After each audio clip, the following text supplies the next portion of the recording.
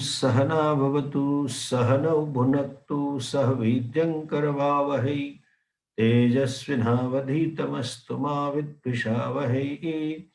ओम शांति शांति शांति। ओम नमो ब्रह्मादिभ्यो ब्रह्म विद्या संप्रदाय कर्तृभ्यो वंश ऋषिभ्यो महद्भ्यो नमो गुरुभ्यः। सर्वोपप्लवरहितः प्रज्ञानघनः प्रत्यगर्थो ब्रह्मैवाहमस्मि ब्रह्मैवाहमस्मि। ओम शांति शांति शांति। श्रुतिस्मृतिपुराणानामालयं करुणालयं नमामि भगवत्पादं शंकरं लोकशंकरं। शंकरं शंकराचार्यं केशवं बादरायणं सूत्रभाष्यकृतौ वन्दे भगवन्तौ पुनः पुनः। ईश्वरो गुरुरात्मेति मूर्तिभेदविभागिने व्योमवद्व्याप्तदेहाय दक्षिणामूर्तये नमः। अज्ञानतिमिरान्धस्य ज्ञानाञ्जनशलाकया चक्षुरुन्मीलितं येन तस्मै श्रीगुरवे नमः। नमः श्रीशङ्करानन्द गुरुपादाम्बुजन्मने सविलासमहामोहग्राहग्रासैककर्मणे।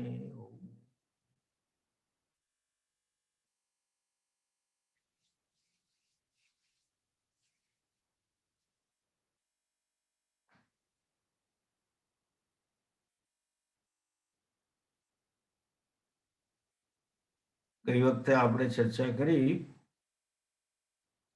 आत्मा अथवा तो ईश्वर सत्यम ज्ञानम अनंतम ब्रह्म छे, तो आत्मा सच्चिदानंद छे।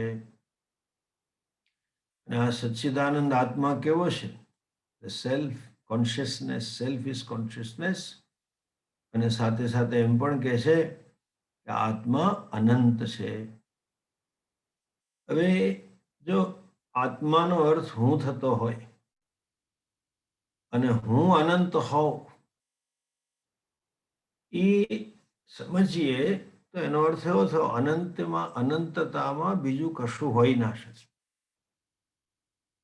તો જે આ જગત છે, જે આપણા માટે દ્રશ્ય છે, ઓબ્જેક્ટ છે, વિષય છે, એ પેલા અનંત આત્મામાં જ રહેલું હોવું જોઈએ। It should be that world should be within that limitless consciousness. It should be that within limitless self.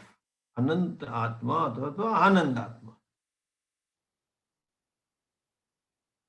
અને આ સંબંધ વિશે મેં કહ્યું તેમ આત્મા અનંત હોય તો બીજું કંઈ હોય નહીં। અને જો બીજું કંઈ મને દેખાય છે, અનુભવાય છે, જે હું જોઉં છું, મારો પ્રતિક્ષણ દિવસનો અનુભવ છે, એ જુદા રૂપે જો અનુભવાતું હોય તો એનો અને સચ્ચિદાત્માનો કોઈ વિશિષ્ટ સંબંધ હોવો જોઈએ।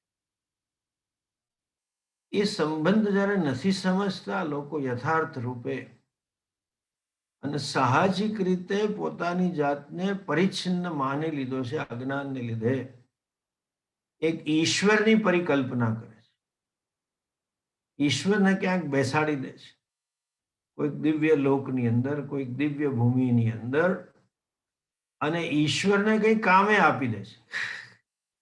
ભગવાન આવો છે અને ભગવાન આવું કરે છે। That's how they imagine ઈશ્વર। અને સાથે સાથે આ વિરોધાભાસી કેટલું બધું છે। પાશ્ચાત્ય ધર્મો જે ભારતની બહારના છે, હિન્દુ ધર્મ સિવાયના છે, એ લોકો એવું કહે છે કે ઈશ્વર નિરાકાર છે અને આપણે સાકાર ભગવાનને ભજીએ છીએ, મૂર્તિની પૂજા કરીએ છીએ, એટલે મૂર્તિઓ તોડી, મંદિરો તોડે। અને આપણે સાકાર ભગવાનને ભજીએ છીએ એટલે પેલા અંગ્રેજો આપણને નિકૃષ્ટ ગણ્યા અને શબ્દ કર્યો આઈડોલ વર્શિપર, મૂર્તિ પૂજકો। આપણે પણ બોલીએ છીએ, થોડુંક વિષયાંતર કરીને કહું તો ક્યારેય પણ આ શબ્દ વાપરો નહીં. આ શબ્દ તદ્દન ખોટો છે. જેના માટે મૂર્તિ પૂજક શબ્દ વપરાય છે એ નામની કોઈ વ્યક્તિ જ નથી. જેમ કે ને વંધ્યાના છોકરાની આ વહુ છે, વહુ તો પછી છે ભાઈ, વંધ્યાનો છોકરો છે ખરો, એનું કોઈ અસ્તિત્વ જ નથી. આ એક શબ્દ યાદ રાખો, પછી ક્યારેક હું સમજાવીશ. પહેલા મેં ઉપદેશ સારંભમાં સમજાવ્યું છે, કોઈ મૂર્તિની પૂજા કરતું જ નથી. બહારના માણસને એવું લાગે છે કે આ લોકો મૂર્તિની પૂજા કરે છે, પણ જે માણસ પૂજા કરી રહ્યો છે એ તો ઈશ્વરની કરી રહ્યો છે. એક માં હોય, એનો છોકરો કે એની દીકરી એકની એક હોય, અને અમેરિકા વળાવી દીધી અચાનક. પેલો ફોરેનનો કોઈ છોકરો આવ્યો અને ઓળખીતાનો હતો, અને ત્યાંથી આમ નક્કી જ હતું આ બેનું, ને અહીંયા એ લોકો ફોન પર નાના પર વાતો કરતા હતા, અને મા બાપે નક્કી હતું, ને ખાસ બાપુજીના ફ્રેન્ડનો છોકરો, ને એટલે પરણાઈ લીધો. અઠવાડિયા માટે આવ્યો ને પરણીને પેલી અમેરિકા જતી રહી. છોકરીનું અમેરિકા જવું એ પેલી મા માટે એટલું ઝડપથી બન્યું કે એના માટે સ્વીકારવું અશક્ય બન્યું. પ્રસંગ પતી ગયો, સગાવાલા જતા રહ્યા, અને જયારે બધા જતા રહ્યા ત્યારે પછી એની માં નવરી પડી તો ઘર સાફ કરતા કરતા દીકરીનો બેડરૂમ સાફ કરવા ગઈ. એ બેડરૂમ સાફ કરતા કરતા એની માં પેલા દીકરીના કપડા જુએ, જે કઈ મૂકીને ગઈ હોય, એના પર હાથ ફેરવતા ફેરવતા રડી પડી. કપડાને આમ પ્રેમથી હાથ ફેરવતી હતી. તો આપણે એવું ના કહેવાય બાઈ એ બેન કપડાને વાલ કરે છે, કપડાને પ્રેમ કરે છે. ખરેખર કપડાને કોઈ સ્ત્રી પ્રેમ કરતી જ નથી. એટલે પોતાના સિવાય જયારે આવું હતું, આમ તો સ્ત્રીઓને કપડા માટે ખૂબ પ્રેમ હોય છે, હું સાંભળ્યું છે. એ દીકરીના કપડાને હાથ ફેરવીને રડે છે તો એ કપડાને વાલ નથી કરતી, વાલ તો દીકરીને જાય છે. તમને કપડું દેખાય છે. એમ હું ને તમે જયારે શિવજી પર અભિષેક કરીએ છીએ કે સામે લાલો હોય ને લાલાને આપણે ભોગ ધરીએ છીએ, તો પેલા લોકોને એવું દેખાય છે કે આ તો નાની પથ્થરની કે ધાતુની એક મૂર્તિને પૂજા કરે છે. મૂર્તિ નથી કરતા, તમે તો સાક્ષાત લાલાની કરો છો. ભક્તના મનમાં ઈશ્વર જ છે, જેને યાદ કરીને ભક્ત આ ધરાઈ રહ્યો છે. કોઈ ગાંડું થોડું છે, કોઈ આપણે ગાંડા નથી કે આપણે એમ થોડા કરીએ કે લ્યો આપણે પથ્થરની મૂર્તિને લાડવા ખવડાવાય. કોઈ પથ્થરને ખવડાવતું જ નથી. કોઈ પેલા ધાતુના એક આકારને કોઈ ખવડાવતું જ નથી. કોઈ આરસને ખવડાવતું જ નથી. આરસની મૂર્તિ પર આપણે ચંદન ચાંદલો કરીએ તો કોઈ આરસને ચાંદલા નથી કરતું, એને મને ભગવાનનો ભાવ છે માટે કરે છે. આપણા ભારતમાં કેટલા હનુમાનજીના મંદિરો છે, એમાં ઘણી વાર તમે હનુમાનજીની મૂર્તિ અરે મંદિર જો તો ખાલી એક સિંદૂર વાળો પથ્થર હોય, ખાલી લાલ પથ્થર અને બે આંખો ચોટાડી દીધી હોય, કશું હોય એની અંદર. તો આપણે સિંદૂર લઈને માથે લગાડીએ તો કે આપણે પથ્થરના સિંદૂરને થોડા લગાડીએ. આપણે મૂર્તિ પૂજક છીએ જ નહીં, ભગવત પૂજક છીએ. Please understand. દુનિયામાં કોઈ મૂર્તિ પૂજક જ નથી. કોઈ પોતાના રાષ્ટ્રના ધ્વજને સલામ કરે તો એના માટે એવું ના કહેવાય ધ્વજ પ્રેમી છે આ બધા લોકો. કાગળ કપડા પ્રેમી છે. કપડા પ્રેમી નથી, ધ્વજ પ્રેમી નથી, રાષ્ટ્ર પ્રેમી છે. એ ધ્વજની અતીત એની દ્રષ્ટિ છે, જેને અતીત શબ્દ કહીએ અંગ્રેજીમાં, ટ્રાન્સેન્ડ્સ ધ ફ્લેગ. એ વ્યક્તિ ધ્વજની અતીત જાય છે, કપડાની અતીત જાય છે. તમને એવું દેખાય છે કે કપડાને સલામ કરે છે, માણસ કોઈ કપડાને સલામ કરતું જ નથી. માણસ કોઈ પથ્થરને પૂછતું જ નથી, મૂર્તિને પૂછતું જ નથી. માણસ માત્ર ભગવાનની પૂજા. અને જો આપણે મૂર્તિ પૂજક હઈએ તો બધાય મૂર્તિ પૂજક છે. કેમ? ક્રિશ્ચનો મૂર્તિને બદલે ક્રોસ રાખે છે. તમે ક્રોસની પૂજા કરો એ મૂર્તિ પૂજા જ છે ને. તમારી મૂર્તિ ક્રોસ છે ચર્ચમાં. મુસલમાનો દિશાની પૂજા કરે છે. એ લોકો જ્યારે નમાજ પડે એ જ્યાં મક્કા હોય એ દિશામાં વાંકા વળીને નમાજ પડે, જ્યાં હોય ત્યાંથી. એનું મોઢું માથું એ બાજુ જવું જોઈએ.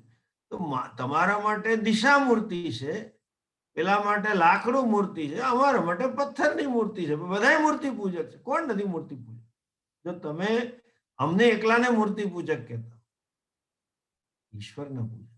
આ વસ્તુ ઇઝરાયલની અંદર જ્યારે અમારી કોન્ફરન્સ હતી 9માં, અમે બહુ જોરથી અડધો કલાક પોણો કલાક લેક્ચર આપ્યું. એ લોકો એટલા સ્પષ્ટ થયા કે જે જ્યુઇશ લોકો છે એ પણ આપણને મૂર્તિ પૂજક માનતા. એ પણ એવું માનતા હતા કે આપણે ભગવાન સગુણ છે, આકારવાળો છે. હવે સમજ્યા. મને એ લોકોએ કહ્યું કે અમે અમારી સરકારને કહીશું અને ટેક્સ્ટ બુકમાંથી એ દૂર કરાવીશું કે હિન્દુઓ મૂર્તિ પૂજક, હિન્દુ ભગવત પૂજક. અને મેં કહું અમારો ઈશ્વર પણ નિરાકાર જ છે. સાકારનું અવલંબન આપ્યું છે માણસને જોઈએ એટલે. સંબંધમાં લાગણીમાં જોડાવા માટે, પ્રેમને પ્રગટ કરવા માટે જોઈએ. તમારી પ્રિય વ્યક્તિ હોય ઘરમાં, તો એની મમ્મીને છોકરાનું કે વરનું કે કોઈનું પણ વર્ષગાંઠ હોય તો એને એનો પ્રેમ પ્રગટ કરવા માટેનું પકવાન તો બનાવશે ને, રસોઈ એને ભાવે એવી, આગ્રહ કરીને જમાડશે, એને ભાવે એવું, કંઈક એને ગમે એવી વસ્તુ લાવી આપશે. ના લાવ્યા કે ન બનાવ્યું એનો અર્થ એવો નથી કે પ્રેમ નથી. અને લાવ્યા એટલે જ પ્રેમ છે એવું પણ નથી. પણ છતાંય મનને અવલંબન જોઈએ છે. તમને એમ થાય કોઈના પ્રસંગે જ તો આપણે ખાલી હાથે શું જવું, કંઈક તો લઈને જઈએ. વસ્તુ ગૌણ છે, એની સાથેનો સંબંધ, એની સાથેની લાગણી, એની સાથેનો ભાવ, એની કોઈ કિંમત જ ના હોય. અને કદાચ કિંમત હોય તો તમે જે વસ્તુ લઈ જશો 1000-5000 નું લઈ જશો, બીજું શું લઈ જવાનું? એટલે માણસને લાગણી પ્રગટ કરવા માટે અવલંબન જોઈએ છે. Form you need. Even the words are the form. Physical gestures are the form. Tone is a form. ગુસ્સો વ્યક્ત કરવો હોય તો અમુક શબ્દો બોલીએ, અમુક રીતે બોલીએ. શબ્દો તો ટોન પણ ખાઈ લે, સારું કરો, જે કરવું કરો, તમને એ ટોન છે. એમાં કહી શકે સારું, આપને ઠીક લાગે કરો. શબ્દ કહેવાની રીત અને શરીરના હાવભાવ પણ ફોર્મ છે. ગુસ્સો વ્યક્ત કરવાના અને પ્રેમ વ્યક્ત કરવાના ફોર્મ છે. આપણને બાળક માટે પ્રેમ હોય તો માથે હાથ ફેરવીએ, ગાલે ટપલી મારીએ, તે શું છે? એક અભિવ્યક્તિ છે. એટલે અભિવ્યક્તિ માટે આપણા ઋષિઓએ અવલંબનો આપ્યા છે. બાકી મૂર્તિની કોઈ પૂજા નથી કરતું. એનીવે, આવું ના સમજીને એ લોકો કે ભગવાન આવા આકારનો છે ને અહીં બેઠો છે ને આવું કરે છે. જો વિરોધાભાસ. આત્માની અનંતતા અને જગતનો સંબંધ ન સમજવાને લીધે આ બધા આજકાલ ધ્યાન ચાલે છે. અમારે અહીંયા સૌરાષ્ટ્રમાં બહુ પ્રચલિત છે. કયું ધ્યાન કહે છે? પ્રેક્ષા ધ્યાન કે શું કહે છે અહીંયા? પછી યાદ આવશે તો હું કહીશ. ધમ્મકોટમાં અમારે હાલે સાક્ષી ભાવમાં બેસજો, સાક્ષી ભાવમાં બેસજો. અઠવાડિયું તમને સાક્ષી ભાવ રાખે. કમર દુખે તોય સાક્ષી ભાવ, પરસેવો થાય તોય સાક્ષી ભાવ, કંટાળો આવે તોય સાક્ષી ભાવ. બસ બેઠા જ રહ્યો, બેઠા જ રહ્યો. અને પછી અઠવાડિયા પછી બધાને થાય કે બહુ સારું, આત્મા સાક્ષી છે, ખબર પડી ગઈ. અને એવું પછી પુરવાર કરે કે બધા દુખાવા માનસિક છે. આ તો એના જેવું છે, ગુજરાતી કહેવાય છે ને, મારી મારીને મુસલમાન બનાવ્યો. સાક્ષી એના માટે અઠવાડિયું બેસવાની જરૂર નથી ને. સાક્ષી આ અર્થમાં શાસ્ત્રમાં શબ્દ વપરાયો પણ નથી. તમે જો સાક્ષી છો તો સાક્ષ્ય શું છે એ મને કહો. જે દેખાય છે એ શું છે? જગત. એનો આ લોકો વિચાર જ નથી કરતા. દ્રશ્ય જગતનો અને સાક્ષીનો સંબંધ શું છે? ઘણા એવું કે અમારા ગુરુજી સાક્ષી ભાવમાં હતા ને બેસી જાય એટલે એમને કોઈ થપ્પડે મારે ને ખીલાઈ ઠોકે કાનમાં ખબર ના પડે. એવું ના બને. કાનમાં સ્પંદનો થવાના જ છે, મગજમાં દુખાવા થવાના જ છે, લોહી નીકળવાનું જ છે. આ તો સૃષ્ટિનું કાર્ય છે. You have to accommodate the world somewhere. You have to account for the world somewhere. When you say Atma is a Sakshi, અને આ ચૈતન્ય અનંત છે, તો limitless consciousness is everywhere. જળમાં, ચેતનમાં, સ્થૂળમાં, સૂક્ષ્મમાં, અણુમાં, મહત્માં બધે છે. અને બધે હોવાને લીધે જે બધું છે અને ચૈતન્ય છે એ બેની વચ્ચેનો સંબંધ યોગ્ય રીતે સમજવો જોઈએ. એવો સંબંધ છે. બીજું બધું છે પણ ખરું અને નથી પણ ખરું, એવું છે. શેના જેવું છે? દાખલા તરીકે સમુદ્ર કિનારે બે જણા ઉભા હોય જુદી જુદી જગ્યાએ, અને બંનેને જુદું કહીએ જાઓ, સૌથી પહેલું કોણ તરંગને અડકીને આવે? અને બીજાને કે સૌથી બીજા ગ્રુપને આપણે કહીએ સૌથી પહેલું દરિયાને કોણ અડકીને આવે? તો એક લોકો કહેશે અમે તરંગને અડક્યા, અને બીજું ગ્રુપ કહેશે અમે દરિયાને અડક્યા. અને પછી કે અમે મોટાને અડક્યા, તમે નાનાને અડક્યા. દરિયામાં બધી તરંગ છે, અમે દરિયાને અડક્યા, તમે તો ખાલી એક તરંગને અડક્યા. પણ જે તરંગો છે, વેવ્સ છે, બ્રેકર્સ છે, જે કંઈ છે બધું પાણીનું, એનો અંદર પરપોટાઓ છે, બધું જ છે, બુદ્ધબુદ્ધ છે, બધું શું છે? પાણી છે. પણ આપણે પાણી જ છે એમ કહીને એમ ના કહેવાય તરંગ નથી. હવે મને પાણી છે એવી ખબર પડી ગઈ એટલે હું દરિયામાં ગયો, પગમાં પાણી અડકે કે શરીરમાં અડકે તો તરંગ ડૂબાડશે, બીજું કઈ નહીં ડૂબાડે. તમને ડૂબાડે છે કોણ? તરંગ. હવે એને પાછી જાય જોડે ખેંચતી જાય, અને એ પાછું લઈ જાય, અને ત્યારે નીકળીને બહાર આવતા ન આવડે તો ડૂબી જવાય. એટલે કહી શકાય તરંગ છે પણ ખરી અને નથી પણ ખરી. એક દ્રષ્ટિકોણથી તરંગ છે, બીજા દ્રષ્ટિકોણથી તરંગ નથી. આ બહુ વિચિત્ર વસ્તુ છે. એમ જગત છે પણ ખરું અને નથી પણ ખરું. You cannot deny totally. એમ ના કહેવાય કે જગત નથી જ. કારણ શું છે?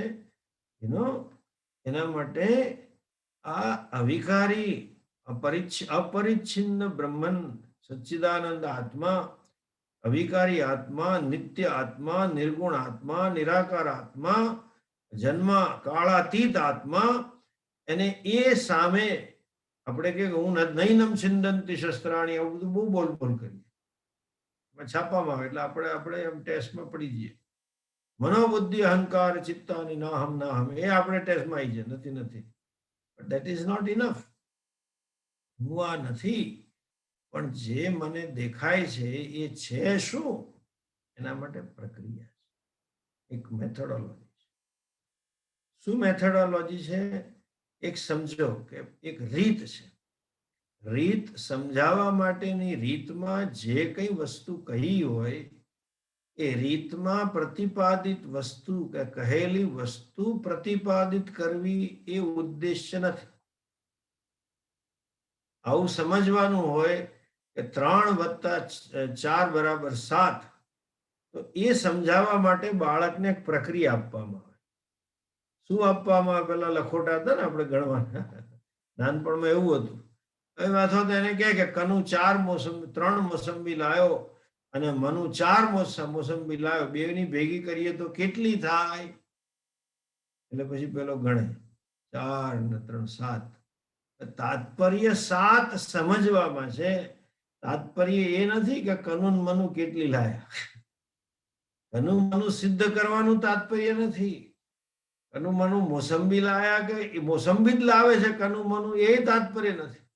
કોઈ છોકરો એમ કે ક્લાસમાં એક દાખલામાં એવું લખ્યું હોય કે કનુ અને મનુ મોસંબી લાયા, અને ત્યાર પછી બીજા દાખલામાં લખ્યું હોય કે કનુ મનુ અને રમેશ આ 4 કેળા લાયો, એક 7 કેળા લાયો અને એક 4 લાયો, અને બીજ 3 લાયો, તો કુલ કેટલા કેળા?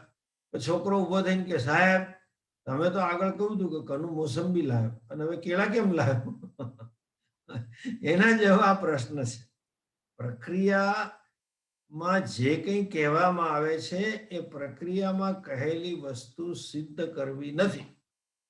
હવે અહીંયા પ્રક્રિયા આપે છે મેથોડોલોજી, પ્રકૃતિની વાત કરે છે. એની વાત કરે છે? We see this manifest world. દ્રશ્ય જગત તમને ને મને દેખાય છે, અને આ જગતની શું વિશેષતા છે? તમને જે મને દેખાય છે એની શું વિશેષતા છે? આખું જગત નિયમ આધારિત ચાલે છે, તાલબદ્ધ ચાલે છે, નિયતિ પ્રમાણે ચાલે છે. અંગ્રેજીમાં કહે ને, there is an order, નિયમ છે. જરાક વધારે કહું તો આ નિયમ છે ને એટલે જ આપણી પાસે વિજ્ઞાન છે. વૈજ્ઞાનિકો શું કરે છે? કાર્ય કારણ સંબંધનો નિયમ શોધી કાઢે. આનું નામ વિજ્ઞાન. વિજ્ઞાનની આટલી જ વ્યાખ્યા છે. Science. What is science? The understand the relationship between cause and effect. કાર્ય અને કારણની વચ્ચે સંબંધ સમજવો. કોરોના રસી આવી ગઈ, એટલે આવી રહી છે, હવે શરૂ થશે. એ રસી શું કર્યું? આ લોકોએ પહેલા શોધી કાઢ્યું કે કયા જંતુઓથી કોરોનાનો રોગ થાય છે. નામ આપ્યું COVID-19 પેન્ડેમિક. આ પ્રકારના બેક્ટેરિયા છે. પછી રસાયણોથી એ બધાને મારીને એક્સપેરિમેન્ટ કરીને કહ્યું કે આ પ્રકારના રસાયણ વાળી રસી બનાવશો તો એના બેક્ટેરિયા મરી જશે, RNA બદલાઈ જશે. આટલી જ વાત છે. દવા છે તો શું છે? મેલેરિયા થાય તો તમને પેલું ક્વિનાઇન આપે. તો મેલેરિયા કયા જંતુ કરે છે? બેક્ટેરિયા. તો મચ્છરમાં રહેલા એક પ્રકારના બેક્ટેરિયા મેલેરિયા કરે. મચ્છરમાં રહેલા બીજા પ્રકારના બેક્ટેરિયા ડેન્ગુ કરે. એ ડેન્ગુ એટલે દંડો માર કર્યા જ કરે. ડેન્ગ્યુ પતી જાય પછી 6 મહિના સુધી કમરના હાંધા દુખતા હોય લોકો. એ બીજા પ્રકારના બેક્ટેરિયા છે. એ લોકોએ શોધી કાઢ્યું. એટલે કાર્યકારણ સમજ્યા કે આ રોગ થવાનું કારણ આ છે, તો એનું પ્રતિરોધક, એનું વિરોધી શું? તો કે આ દવા લો તો એ બેક્ટેરિયા મરી જશે. આટલી વાત છે. કાર્યકારણ છે. there is a laws. everything is according to law. everything is according to નિયમ. નિયમ હોય એટલે પ્રેડિક્ટેબલ હોય કે આમ જ થશે અને આમ નહીં થાય. શરીરનો નિયમ છે એટલે બાયોલોજીકલ ઓર્ડર છે એને સ્વામીજી કહેતા. બોટનિકલ ઓર્ડર કે આ પ્રકારનું બીજ વાવશો તો આવું વૃક્ષ થશે, આ વૃક્ષ થશે ને એને આ પ્રકારનું ખાતર ને પાણી આપશો તો આ પ્રકારના ફળ મળશે. Biological order, botanological order, physical order. ફિઝિક્સના એટલે પદાર્થોનું પણ કર્મ છે કે અણુ રહ્યા ને પરમાણુ રહ્યા ને એનું બ્લાસ્ટિંગ કરો એટલે આવી એનર્જી. બધું નિયમ છે. શરીરમાં નિયમ છે. Psychological order. મગજ કેમ કામ કરે? કોઈ આવા સાયકોથેરાપિસ્ટ બેન જેવાને પૂછીએ તો કે આ બિહેવિયરના પાયામાં આવું છે, આનામાં બાળપણની આવી વસ્તુ રહેલી છે, આવું વિચાર કરે છે, આમ થાય છે, તેમ થાય. ઓર્ડર, નિયમ. મગજના તંતુઓ કેમ કામ કરે? નિયમ છે. આંખ કેમ કામ કરે? નિયમ છે. પેટ કેમ કામ કરે? નિયમ છે. આ બધું નિયમબદ્ધ છે. એટલું સરસ છે. તમે વિચાર કરો કેવું નિયમબદ્ધતા હશે. 20-25 વર્ષ પહેલા એક છાપામાં હેડિંગ આવ્યું હતું, પૃથ્વી સૂર્યની આસપાસ ફરે છે અને ફરતા ફરતા પોતાની ધરી પર ફરે છે. જરાક આ વિચારવા જેવું. ઘણી બધી વસ્તુ જે સહજ થઈ જાય ને, આપણે એના પ્રત્યે બેધાન હોઈએ છીએ, એને કે ને એની ઉપેક્ષા કરીએ છીએ. રોજ જતા હઈએ ને રોડ ઉપર કે પેલી કયું બોર્ડ છે જોઈએ જ નહીં, કોની દુકાન છે જોઈએ જ નહીં, ખબર જ ના. પછી કોઈ ઓળખીતા નહીં, ઓ આ તમારી દુકાન છે ખરી, એમ વાત નીકળે. આ પૃથ્વી, આટલી મોટી પૃથ્વી સૂર્યની પ્રદક્ષિણા કરે અને પ્રદક્ષિણા કરતી કરતી પોતાની ધરી પર ફર્યા કરે. હવે એ ફરવું પૃથ્વીનું કેટલું સુનિશ્ચિત છે, નિયમબદ્ધ છે. અને એનાથી વધારે કહું કે આપણા ઋષિઓની મહાનતા કેવી હશે એ જમાના. જ્યારે કોઈ ટેલિસ્કોપ નહોતા, કશું નહોતું, આ સો કોલ્ડ મોડર્ન જ્યોગ્રાફી નહોતી, ત્યારે આજની તારીખે મુંબઈની અંદર અમુક સંસ્થાઓ 100 વર્ષનું પંચાંગ છાપે છે. એટલે 2098 ની અંદર આ તારીખે કેટલા સમયે સૂર્યોદય થશે, કેટલી ઘટિકા, કેટલી કલાક, કેટલી મિનિટ, કેટલી ઘટિકા, અને અસ્ત ક્યારે, એ લોકોને ખબર છે. લ્યો, કેવા હશે આપણા ઋષિ. અને આ કેવું નિયમબદ્ધ ચાલે છે. તમને યાદ હોય તો ગુજરાતી છાપામાં હવે આવે છે કે નહીં, મેં નોંધ્યું નથી. રોજ લખ્યું ઉપર હેડલાઇનમાં, આજનો સૂર્યોદય, આજનો સૂર્યાસ્ત. પંચાંગ, સામાન્ય પંચાંગમાં તો વર્ષનું તો મળી જ જાય છે. અને આ પૃથ્વી ધરી પર કેટલી નિયમબદ્ધ ફરે છે. એકલી ધરી પર નથી ફરતી નિયમબદ્ધ, આ પૃથ્વી સૂર્યની પ્રદક્ષિણામાં કેટલી નિયમબદ્ધ ફરે છે કે એમાં સેકન્ડના અબજમાં ભાગનો ફેર નથી આવતો.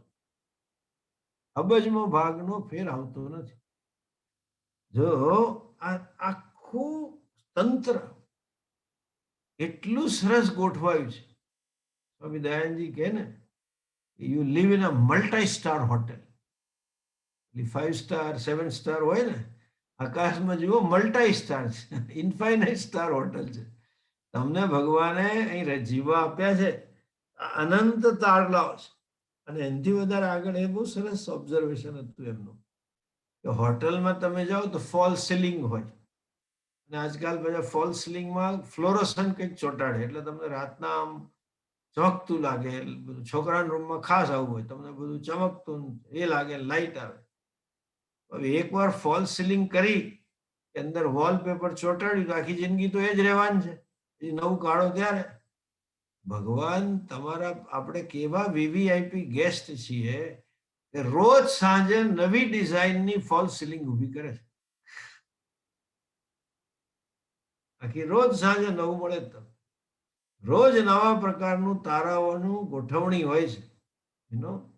એ કોઈ એસ્ટ્રોનોમરને પૂછો તો એમ કે અત્યારે આ રીતે આ જગ્યાએથી જુઓ તો તારાઓનું ગઠન આ પ્રકારનું હશે, ત્યાં જુઓ તો ગઠન આ પ્રકારનું હશે. ઉપદેશ શાસ્ત્રનો શું છે કે સર્વમ ખલુ ઇદમ બ્રહ્મ, જે કંઈ છે બ્રહ્મ છે, બધું જ બ્રહ્મ છે, પણ હું તો પરિચ્છિન્ન છું, હું સચ્ચિદાનંદ પરિચ્છિન્ન આનંદ છું. જગત શું છે એ સમજાવવા માટે કહ્યું કે આ જે નિયમબદ્ધ તાલબદ્ધ જે ચાલ્યા કરે છે એનું સર્જનનું કારણ પ્રકૃતિ છે. પ્રકર્ષેણ કૃતિ યોગ્યત્વાત પ્રકૃતિ ઇતિ ઉચ્યતે. કૃતિ એટલે સર્જન. પ્રકર્ષેણ, ખૂબ સુંદર સર્જન. એવું સર્જન કે તમે મનથી પણ કલ્પી ના શકો. મનસાપી અકલ્પ્યમાનમ કૃતિ, અકલ્પ્યમાના કૃતિ. મનથી પણ તમે કલ્પી ના શકો એવું આ તમને સર્જન એને કરીને બતાવ્યું છે. એટલે એ જે સર્જન છે શેને લીધે છે તો કે એ બ્રહ્મની પ્રકૃતિને લીધે, એની અચિંત્ય શક્તિ છે પ્રકૃતિ, એને લીધે છે. સર્જન શક્તિ જેને કહીએ, એ સર્જન શક્તિ માટે છે.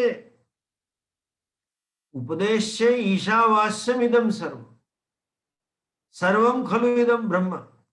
એ તાત્પર્ય સિદ્ધ કરવા માટે પ્રક્રિયા રૂપે પ્રકૃતિની વાત કરી. 3+4 = 7 છે આ સિદ્ધાંત છે. સમજાવવા માટે કનુને મનુને બોલાયા, અને બેઉને મોસંબી પકડાઈ અને બે ભેગી કરી, એ વાત આવી. તાત્પર્ય કનુ મનુ નથી, મોસંબી નથી, ભેગી થવું નથી. તાત્પર્ય આટલું જ છે કે આ સિદ્ધાંત સમજો, 3+4 = 7. એમાં જે પ્રકૃતિની વાત છે એનું તાત્પર્ય નથી માયા. પ્રકૃતિને માયા પણ કહ્યું છે, આપણે કેમ કહ્યું પછી જોઈશું.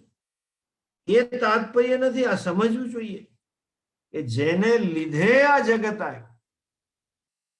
અને કેવું છે જગત તો કે ઈશ્વરથી અભિન્ન છે. અભિન્ન હોવા છતાંય ભિન્ન લાગે એને મિથ્યા કહેવાય. અખિલ બ્રહ્માંડમાં બોલો બોલો બધા, એક તું, બોલો બોલો, અખિલ બ્રહ્માંડમાં એક તું શ્રી હરિ. પછી બીજી લાઈન શું છે? જૂજવે રૂપે અનંત ભાસે. એ જૂજવે રૂપે ભાસે છે, બને નથી. અને જે ભાસમાન હોય, જે દેખાતું હોય પણ ખરેખર ના બન્યું હોય, એને માયા અથવા મિથ્યા કહેવાય. અન્ડરસ્ટેન્ડ? આ જે જગત છે એને માયા કે મિથ્યા શેના માટે કરીએ છીએ? આ જે વ્યવસ્થાપન છે, જે ઓર્ડર છે, that is responsible for creating the order, responsible for confirming the order, and it is in the form of order as well. એ નિયમ પ્રમાણે છે, નિયમની ઉત્પત્તિકારક છે, નિયમ રૂપે છે અને નિયમને બનાવનાર છે. એ જે પ્રકૃતિ છે એ ક્યાંથી આવી, કોની છે? તો સત્ય વસ્તુ જો અદ્વિતીય હોય, એ આવી નથી, એ એની જ છે. ને કેમ આવી, ક્યાંથી આવી, એનો કોઈ જવાબ જ નથી. It is there. અને જે જગત છે એ કેવું છે? જેમ સોનામાંથી 1 કિલો સોનામાંથી આપણે 500 ઘરેણા બનાવ્યા, 20-20 ગ્રામના, 20નું, 30નું, 10નું, એવી રીતે 500 ઘરેણા બનાવ્યા, બુટ્ટી બનાવી, ચેન બનાવી, મંગળી બનાવી વગેરે. તો એ બનાવવાની શક્તિ એ પ્રકૃતિ સરસ બનાવી. સોનું તો સોનું જ રહ્યું છે, પણ જૂજવે રૂપે ભાસે છે.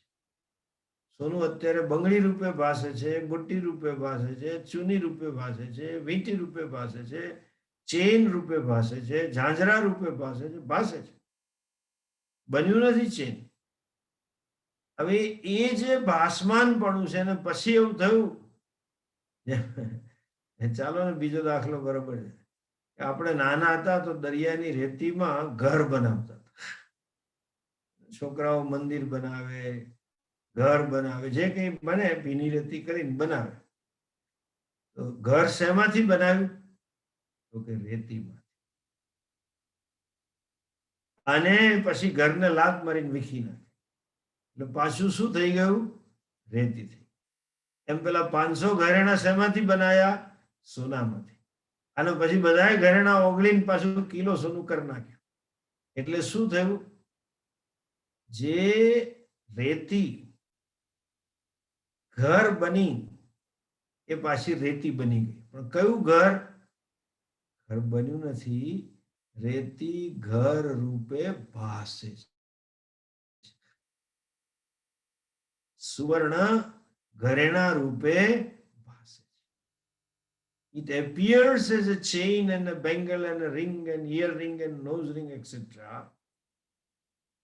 છે શું? પહેલા સોનું હતું, અત્યારે સોનું છે અને પછી પણ સોનું જ રહેશે. કૌંસમાં આપણે કેવું પડે, જો હોની આપણો હગો બાપ હોય તો એ ડાઉટફુલ છે. ઘરેણા બનાવનાર એ કઈ મિશ્રણ તો કરે છે ને, એના વગર ચેન ના પડે. પણ એ હોય તો એટલે શું થયું? સોનામાં જે ચેનો હતી એ સોનામાં વિલીન થઈ ગઈ. અર્થાત સોનું હતું ત્યારે ચેન અવ્યક્ત હતી. સોનું ચેન બની ત્યારે ચેન વ્યક્ત થઈ અને પાછી ચેન ક્યાં ગઈ? અવ્યક્તમાંથી વ્યક્ત, વ્યક્તમાંથી અવ્યક્ત, અવ્યક્તમાંથી વ્યક્ત, વ્યક્તમાંથી અવ્યક્ત. આ રમત ચાલે છે. અવ્યક્તાદીની ભૂતાની વ્યક્ત મધ્યાની ભારત અવ્યક્ત નિધનાન્યેવ તત્ર કા પરિદેવના. બીજા અધ્યાયમાં શ્લોક છે. 8મા અધ્યાયમાં પણ છે. અવ્યક્તાદ વ્યક્ત સર્વાહ પ્રભવંત્ય હરાગમે રાત્રાગમે પ્રલીયંતે તત્રૈવા અવ્યક્ત સંગ. અવ્યક્ત હતા. ક્યાં અવ્યક્ત હતા? પ્રકૃતિમાં અવ્યક્ત હતું. અને પ્રકૃતિને લીધે વ્યક્ત થયું અને પાછું પ્રકૃતિમાં લય થઈ ગયું. એટલે ખરેખર તો આ જે સૃષ્ટિ છે ને, આપણે બોલીએ છે જગત ઉત્પન્ન થયું નથી, એ જ ઈશ્વર જગત રૂપે પ્રગટ. એટલે નરસિંહ મહેતાએ કહ્યું, જૂજવે રૂપે અનંત ભાસે. undifferentiated to differentiation, differentiated form, differentiated to again undifferentiated, unmanifest to manifest, manifest to unmanifest. અને ક્યાં હતા અવ્યક્ત રૂપે? તો કે પ્રકૃતિમાં. અને they were muted, then they become unmuted. અવ્યક્ત હતા અને અવ્યક્ત થયા. એટલે શાસ્ત્રમાં છે સચ્ચા ભવત નિરુક્તંચા નિરુક્તંચ નિલયનંચા નિલયનંચ વગેરે વાક્યો છે તૈત્રીય ઉપનિષદમાં. એ આવું બન્યું, આવું થયું. એટલે ઈશ્વર ખાલી અવ્યક્ત પ્રકૃતિ, જેમાં અવ્યક્ત રૂપે આખું જગત રહેલું છે, એનો એક કારણ છે. અને ઈશ્વર વ્યક્ત પ્રકૃતિ થાય એ કાર્ય છે. કાર્ય ને કારણ આખરે છે કોણ? ઈશ્વર. અન્ડરસ્ટેન્ડ? ઈશ્વર, જેને પ્રલય અવસ્થા કહીએ, ત્યારે ઈશ્વર પ્રકૃતિની અવ્યક્ત અવસ્થાને લઈને ધારણ કરીને બેઠા છે. અને ઉત્પત્તિનો કાળ આવે છે ત્યારે એ જ ઈશ્વર પ્રકૃતિની વ્યક્ત અવસ્થા લઈને પોતે, જેમ સોનામાંથી ઘરેણા બને એમ પોતે જ સૃષ્ટિ રૂપે બન્યા છે. નો સો મેનિફેસ્ટ પ્રકૃતિ ઇઝ જગત, અનમેનિફેસ્ટ પ્રકૃતિ ઇઝ પ્રલય. મેનિફેસ્ટ પ્રકૃતિ ઇઝ ઉત્પત્તિ, જે વ્યક્ત થયેલી જે પ્રકૃતિ છે એને ઉત્પત્તિ કહેવામાં આવે છે. અને અનમેનિફેસ્ટ અવસ્થા, પ્રકૃતિ પોતાની અવ્યક્ત અવસ્થામાં બધાને લઈ લે, બીજા અવસ્થામાં લઈ લે, એને પ્રલય કહેવામાં આવે છે. એને બીજા અવસ્થા પણ કહી શકાય. શાસ્ત્રમાં એવું બોલે છે, જેમ બીજની અંદર આખું વૃક્ષ સમાયેલું છે. એ બીજ પરથી આંબાનું બીજો, એમાં ભલે 5-10 વર્ષ પછી એક આંબામાંથી 1000 કેરી નીકળી, આવો વિશાળ થયો, આવા પાંદડા થયા, પણ બધું અવ્યક્ત રૂપે હતું. એટલે કે પોટેન્શિયલ, સંભાવના રૂપે હતું. એ પોટેન્શિયલને વ્યક્ત કરવી પડે છે. એનાથી પાણી, તડકા, ખાતર ને દવા જે કંઈ કરો તે, પણ એ સંભાવના હતી, પોસિબિલિટી હતી. એ અવ્યક્ત અવસ્થા, એટલે બીજા અવસ્થા પણ એને કહેવામાં આવે છે. અને એમાંથી એ પ્રગટ થઈ. હવે આ પ્રકૃતિ આવી ક્યાંથી? ક્યાં હતી પહેલા? ઈશ્વરમાં આવતા પહેલા, અવ્યક્ત રૂપે આવતા પહેલા. અવ્યક્ત જગત સાથેનો અને અવ્યક્ત જગત વાળી જે પ્રકૃતિ છે, એ પ્રકૃતિથી યુક્ત બ્રહ્મને આપણે શું કહ્યું? ઈશ્વર. બીજા અવસ્થા. વ્યક્ત પ્રકૃતિ વાળો જે ઈશ્વર છે, એની પ્રકૃતિ જ્યારે વ્યક્ત થઈ ત્યારે, અને પ્રકૃતિ હોવાથી ઈશ્વર, તો એને શું કહ્યું આપણે? સ્થિતિ કરતા વિષ્ણુ કહ્યું. અને વ્યક્ત જગતને પ્રકૃતિ પોતે અવ્યક્ત અવસ્થાને પ્રાપ્ત કરાવે છે, એને શું કહીએ? પ્રલય કહીએ. પણ બરાબર છે, પ્રકૃતિની વ્યક્ત અવસ્થા અને અવ્યક્ત અવસ્થા, તો પ્રકૃતિ છે કોની? આવી ક્યાંથી? ક્યાં રહે છે? કેમ છે? આ બધા પ્રશ્ન થાય. તો બ્રહ્મને અનંત કહીએ, જ્યારે ઈશ્વરને અનંત કહો, તમે કહો અનંતમાં બીજું કંઈ હોય નહીં. અને જો બીજું કંઈ હોય તો એનું અનંતપણાનો બાદ થાય. The limitlessness stands negated if there is something else. જે બીજું છે એ પણ એનું જ છે. પ્રકૃતિ રૂપે પણ બ્રહ્મન જ રહ્યું છે. અથવા તો આપણે બીજા શબ્દોમાં કહીએ તો કે સર્જન શક્તિ રૂપે શક્તિ કોની છે? તો કે બ્રહ્મની જ સર્જન શક્તિ છે, જે પોતે પ્રગટ કરે છે. નો with reference to પ્રકૃતિ, Brahman is a cause. અને with reference to manifest પ્રકૃતિ, Brahman is a cause. માટે આપણે કહી શકીએ ઈશા સર્વમ ખલુ ઇદમ, બધું જે દેખાય છે એ બ્રહ્મ છે. અને જે આ પ્રકૃતિ છે, જો બીજું કાંઈ જ નથી તો ખરેખર પ્રકૃતિ પણ નથી. when you say Shakti, then there is દ્વૈતમ પ્રાપ્તમ. એક બ્રહ્મન અને એની બીજી શક્તિ, દ્વૈત નથી. એટલે તમે જે માયા શક્તિ કે પ્રકૃતિ છે એને તમે છે એવું પણ ના કહી શકો અને નથી એવું પણ. કારણ કે પ્રકૃતિ ના હોત તો જગત ના હોત, અને માટે માયા છે, પ્રકૃતિ છે એવું કહો તો બ્રહ્મની અનંતતાનો બાધ થાય છે. ઇટ બીકમ્સ ઇન્ડિપેન્ડન્ટ પાવર, સ્વતંત્ર સત્તા થાય. એ સ્વતંત્ર નથી. એટલા માટે આપણે ત્યાં કથામાં આવે કે ભાઈ કે પાર્વતી જે લક્ષ્મીજી હોય એ સમુદ્ર મંથન થાય ને કે હું તો વિષ્ણુથી જુદી હોય જ ના શકું. વિષ્ણુને સમુદ્ર મંથનમાં વિષ્ણુને વરમાળા પહેરાવે. પાર્વતીજી જયારે બળી ગયા દક્ષ પ્રજાપતિના યજ્ઞમાં યોગાગ્નિ કરીને પોતે ભસ્મીભૂત થયા, શિવજીનું અપમાન થતું હતું, એટલે કથા ખબર હશે તમને. એ પાર્વતીજી બીજા જન્મે તપ કરે અને કહે ને મારે શિવજીને તો મેળવવા જ છે. કેમ? શિવજી વગર હું રહી ના શકું. બરહું શંભુ ન તો રહું કુંવારી. શંભુને પરણીશ એ તો હું કુંવારી રહીશ. માયા હંમેશા એની સેવા કરતા. માતાજી હંમેશા શિવજીની સેવા કરે, લક્ષ્મીજી હંમેશા વિષ્ણુની સેવા કરે, સરસ્વતી હંમેશા બ્રહ્માજીની સેવા કરે. આનો અર્થ એવો નથી કે સ્ત્રીએ હંમેશા પતિની સેવા કરવી જોઈએ. પતિની સેવા કરે તો બધાની કરશે બિચારી પ્રેમથી. પેલા હક માની બેસવાની જરૂર નથી. તારે એવી સેવા જોઈતી હોય તો તું ભાઈ બ્રહ્મા વિષ્ણુ મહેશમાંથી એક પદ પ્રાપ્ત કર. પણ તું છું જેઠાલાલ ચંપકલાલ ટપોડાનો પપ્પો, શિવજી આવું તો બરોબર છે. અને હું ભગવાન તો એ પણ શું થઈ? ભગવતી. યુ આર ભગવાન then she is ભગવતી. એટલા માટે આપણે ત્યાં એક સમજો ભગવાનના લગ્ન નથી. આ એક નવો સંપ્રદાય ચાલે. તો આપણા ભગવાન ઋષિઓ પરણેલા છે, સંન્યાસ આશ્રમ ન કામ. આ તતુડું હતું, ગામે ગામ જઈને લેક્ચર આપતા હતા ગીતા પર બધા. You understand the marriage of ઈશ્વર. એ ખરેખર લગ્ન નથી.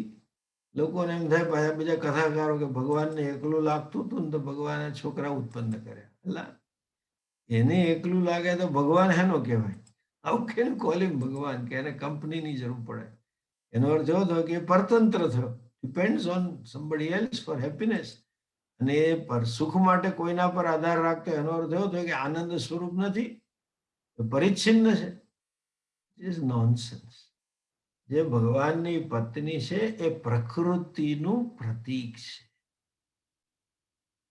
ફરી વાર કહું, આ ચોથી વાર, આ જે પ્રક્રિયા છે એનું તાત્પર્ય પ્રકૃતિ છે કરવાનું નથી. તાત્પર્ય એ છે કે જે કાંઈ છે એ બ્રહ્મથી અભિન્ન છે.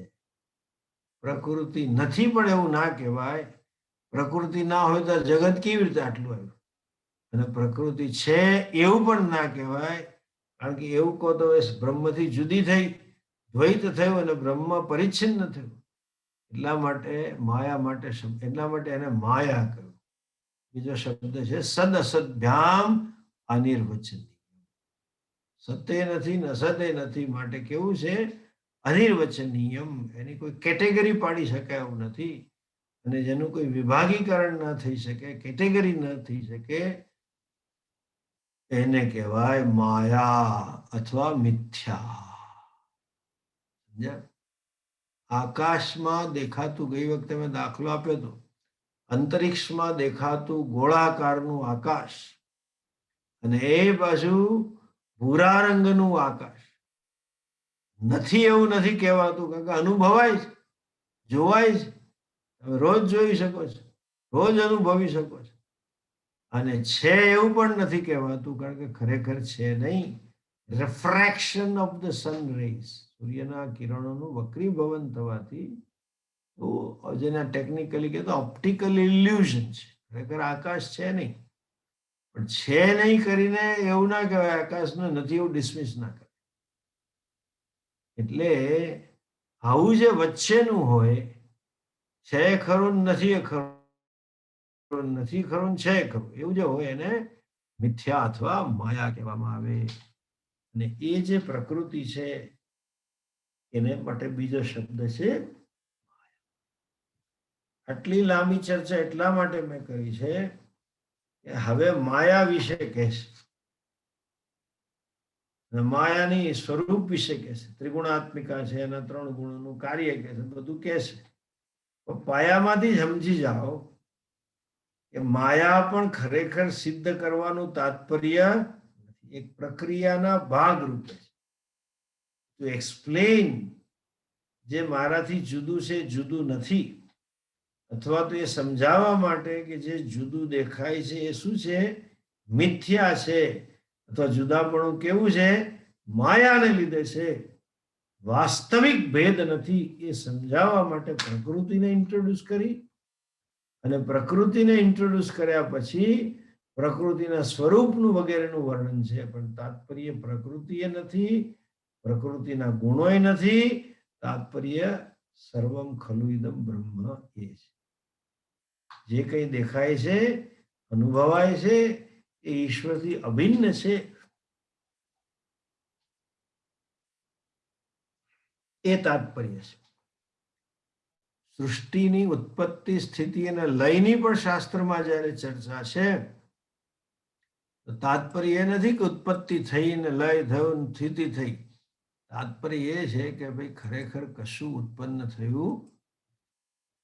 અને બીજું તાત્પર્ય એ છે કે જે ખરેખર ઉત્પન્ન થયું, જેની સ્થિતિ છે, જેનો લય છે, એ બ્રહ્મથી અભિન્ન છે. એટલે અનમેનિફેસ્ટ બ્રહ્મન becomes manifest. પ્રકૃતિ એનાથી અભિન્ન છે, એની જ છે. અને પ્રકૃતિ, અનમેનિફેસ્ટ પ્રકૃતિ મેનિફેસ્ટ થઈ તો જગત રૂપે દેખાણી, પણ પ્રકૃતિ પોતે બ્રહ્માશ્રય છે. જગત પણ કોને આશ્રિત છે, બ્રહ્મને આશ્રિત છે. એટલે આપણે કહી શકીએ સર્વમ ખલુ ઇદમ બ્રહ્મ, અને એ પણ કહી શકીએ ઈશાવાસ્યમ ઇદમ સર્વમ. જે કાંઈ છે એ બધું ઈશ્વર. પણ એક ગણિતમાં જેમ દાખલો આપે ને, મોસંબીનો, નારંગીનો, કેળાનો, એમ 1 + 1 + 1 = 3 અને 3 is that same 1, એવું સિદ્ધ કરવા માટે હવે પ્રકૃતિ કે છે, અને પ્રકૃતિના પાછા ભાગે આપે છે. આ પેલી વંધ્યાનો છોકરો છે ને, એનો આ મોટો ને એનો નાનો ને એનો વચલો, એટલે પણ પેલો જ નથી તો નાનો મોટો ને વચલો ક્યાંથી આવ્યા? પણ એ સમજાવવા માટે છે. એટલે તાત્પર્ય પ્રકૃતિના 3 ગુણો છે એવું સિદ્ધ કરવું નથી, જેની હવે ચર્ચા આવશે. પ્રકૃતિ 2 પ્રકારની છે એવું સિદ્ધ કરવું તાત્પર્ય નથી. અને પ્રકૃતિ છે એ પણ સિદ્ધ કરવું નથી. સિદ્ધ એ કરવું છે કે જે કાંઈ છે એ બધું અદ્વિતીય બ્રહ્મ છે, એનાથી જુદું કાંઈ નથી. અને એ અદ્વિતીય બ્રહ્મ તું છું, એટલે જે આનંદ છે, સચ્ચિદાનંદ, એ જ બ્રહ્મ છે ને એ જ જગત રૂપે છે. એટલે જે દેખાય છે જગત એ મિથ્યા, અથવા જેને અંગ્રેજીમાં કહે તો એપેરન્ટ છે. ભેદ જે છે એ વાસ્તવિક નથી, એપેરન્ટ છે. This is Vedanta. વેદાંત એટલે સત્ય વિશેની સમજણ કરવાની છે. જગતમાં કે પોતાનામાં, શરીરના સ્તરે કે મનના સ્તરે કોઈ પરિવર્તન લાવવાનું નથી. બીજા બધા કે યોગી થઈ ગયા એટલે એમને આવું શરીર થઈ ગયું, આવું મન થઈ ગયું, ખવાયા વગર ચાલે, સૂતા વગર ચાલે, આમ કરે, એમાં આપણને રસ જ નથી. શરીર 300 વર્ષ જીવશે, હાલો ને યોગ કરી કરીને, પણ 301 વર્ષે તો નહીં હોય ને. પણ જે છે એ પ્રકૃતિ છે. પ્રકૃતિ બ્રહ્માશ્રય છે અને પ્રકૃતિ અભિન્ન છે જગત માટે, બ્રહ્મથી પણ ભિન્ન છે. બ્રહ્માશ્રય જગત છે એ તાત્પર્ય કહેવાનું છે. હવે આ ચર્ચા હવે પછીના શ્લોકોની અંદર છે. આપણે જરા ફરી એ શ્લોકનું પઠન કરીએ.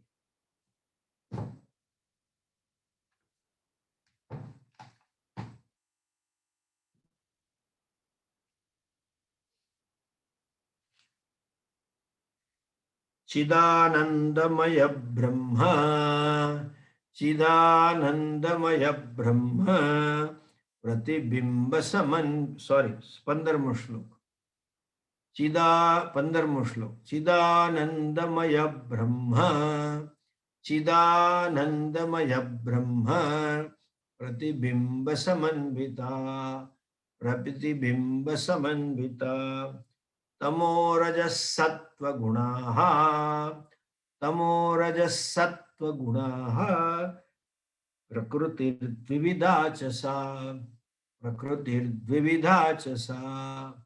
चिदानंदमय ब्रह्म प्रतिबिंब समन्विता, चिदानंदमय ब्रह्म प्रतिबिंब समन्विता तमोरजः सत्त्वगुणाः प्रकृतिर्द्विविधा च सा, तमोरजः सत्त्वगुणाः प्रकृतिर्द्विविधा च सा. હવે આ જે પ્રકૃતિ છે એનો બ્રહ્મ સાથેનો સંબંધ શું છે મેં હમણાં સમજાયું, છતાં પણ એક દાખલો આપી.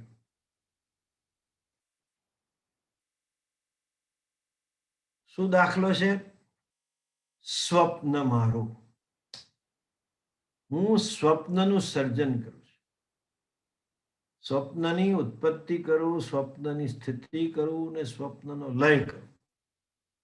સ્વપ્ન શું છે? અવ્યક્તથી વ્યક્ત અને વ્યક્તથી મારી અવ્યક્ત વાસનાઓ, અવ્યક્ત સંસ્કારો, અધૂરી ઈચ્છાઓ, અધૂરા ભાવો, એ બધું સ્વપ્નની અંદર આડું અવળું આવે અને ફરી પાછું સ્વપ્નમાં લય પામે. સ્વપ્ન બનાવવાની હું એક જ છું, અદ્વિતીય. હું ચૈતન્ય સ્વરૂપ છું, પણ સ્વપ્નમાં જળ પદાર્થો છે. સ્વપ્નમાં અનેક લોકો છે, ઘણીવાર આખું આખું ગામ દેખાય સ્વપ્નની અંદર. આજકાલ તો કોવિડની રસીના સ્વપ્ન આવે કે મેં રસી લીધી, ફલાણાને આપી અને રિએક્શન આવ્યું, એ બધા સ્વપ્ન. પણ રસી પણ તમે છો અને કોરોનાએ તમે છો. ગુંગળામણથી પેલા માસ્ક પહેરીને અમુક લોકોને માસ્કની એવી આદત પડી ગઈ, બિચારા ક્લાસમાં બેસે તો માસ્ક પહેરીને બેઠો, પછી 2 મિનિટ યાદ આવે ખાતો સાંભળવાનું છે, બોલવાનું નથી, પછી માસ્ક કાઢે 2 મિનિટ પછી. અને મારે એક આ વિડીયો આવ્યો મારી પાસે, પેલો માસ્કના પેલા રૂમાલ બાંધે ને ગામડાવાળા, એટલા ગભરાઈ ગયા કે ખાવા બેઠો તોય ના કાઢ્યું, આમ ઊંચું કરીને કોળિયો કરીને પાસે મૂકી દે, રૂમાલ ઊંચો કરે ખાઈ કોળિયો કરીને મૂકી. માસ્કનું કન્ડિશનિંગ એટલું બધું થઈ ગયું. આવો વ્યક્તિ કોવિડની રસી લે, માસ્ક પહેરેલો, માસ્ક એ છે, સ્વપ્નનો માસ્ક પહેરેલો માણસ એ છે, રસી પણ એ છે, બીક પણ પોતે છે, અને રસી લીધા પછી નિરાંત પણ પોતે છે. એવી રીતે થયો આવો ખબર નથી. એની અચિંત્ય શક્તિ છે. શું? સર્જન શક્તિ, ઉત્પત્તિ સ્થિતિ લય કરવાની. એમ તો જોઈએ તો ઈશ્વરની પણ આવી શક્તિ છે, આપણી પણ છે. એટલે આપણે સૌ છોટે ઈશ્વર છીએ. ફરક એટલો જ છે કે ઈશ્વરની માયા એના વશમાં છે, આપણી સર્જન શક્તિ આપણા વશમાં નથી.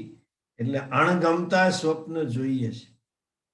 ઉઠીને બીક લાગી, લે મેં તો જોયું તમે મરી ગયા હતા, પણ જીવતો શું ને યાર. ના ના, પણ ડોક્ટરને બતાવવું પડશે, તમે ભલે કયો, મને તમારા પર વિશ્વાસ જ નથી, તમે હાવ એવા ને એવા જ છો. ઘણા બહેનો આવું લેક્ચર આપ કરતા, પેલા વિચાર, પણ પેલો કે જીવવાની વાત છે કે ના ભલે.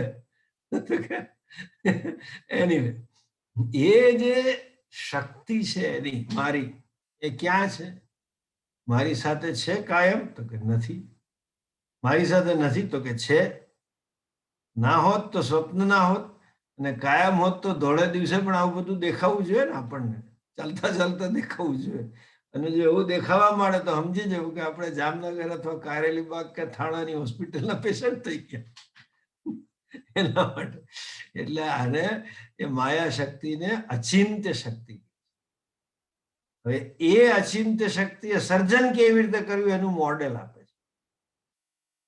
ફરી સમજાવવા માટેનું તાત્પર્ય માયા આવી છે એ નથી, માયા આવી રીતે કર્યું એ નથી. તાત્પર્ય છે કે પહેલાય બ્રહ્મ હતું અને અત્યારે પણ બ્રહ્મ. ખાલી જગત અવ્યક્ત હતું, હવે વ્યક્ત થયું, પાછું અવ્યક્ત થશે, પાછું વ્યક્ત થશે. અને ક્યાં થશે? પ્રકૃતિમાં.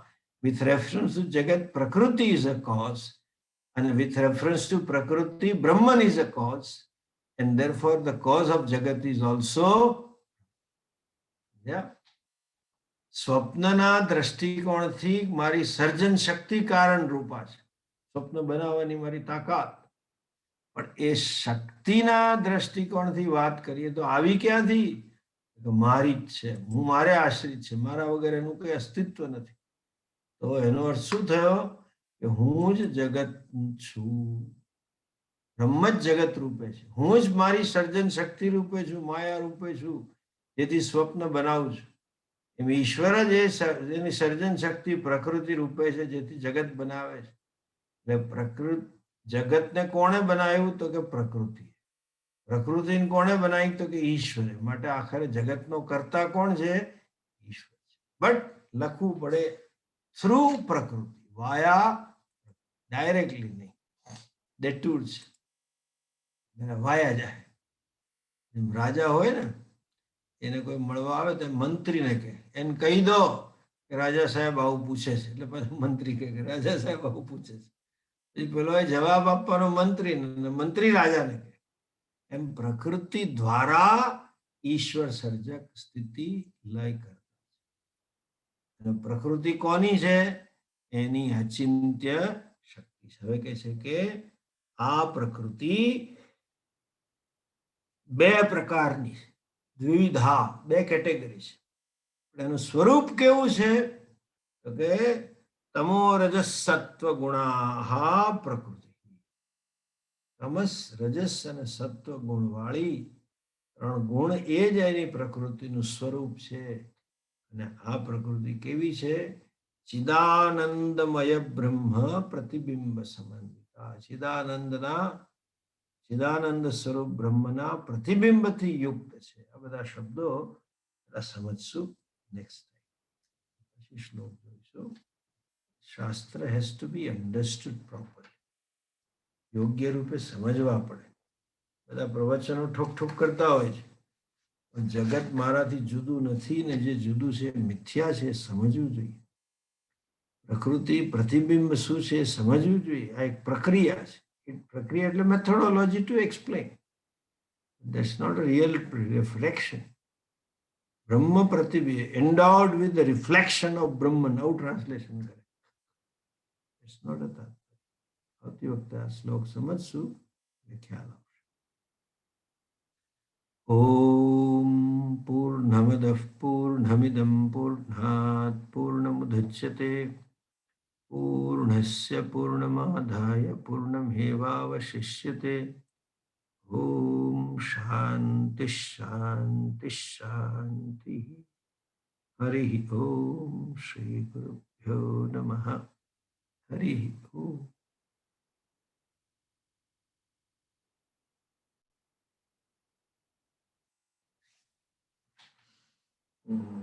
Oh, that's what